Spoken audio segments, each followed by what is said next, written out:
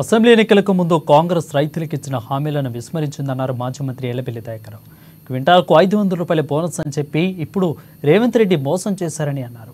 ఇక హనుమకొండ జిల్లా PRS party కార్యాలయంలో నిర్వహించిన ఎన్నికల సమావేశంలో మాట్లాడారు. పంటల దిగుబడి తక్కువ వచ్చినందున రైతులు బాధపడుతుంటే వాటిని కొనేవారు లేరని విమర్శించారు. 2 నెలలుగా కల్లాలకు వడ్లు ఉంటున్నాయని అన్నారు.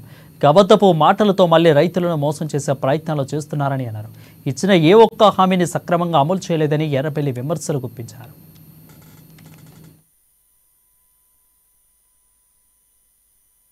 అన్ని రాష్ట్రాలలో కొంటున్నారు, మీరు కూడా కొనాలి. అంతకుముందు కేసీఆర్ గారు పోయించారు, కేటీఆర్ గారు పోయించారు, మళ్ళీ టీం 3 సార్లు పోయారు. వాళ్ళు మీరు దొడ్డు కొనేది లేదని క్లియర్ గా చెప్పారు. అది ఆ రోజు ప్రెస్ మీడియాలో వచ్చింది. కేసీఆర్ గారు ఏమన్నారంటే సెంట్రల్ గవర్నమెంట్ మన ఇబ్బంది పెడుతున్నది, సరే కొంత సన్న ఓట్లు కూడా రైతులు మీరు ఆలోచించండి, వేసుకోమని కూడా చెప్పలే, మీరు ఆలోచించుకోండి, సన్న ఓట్లు వేసే.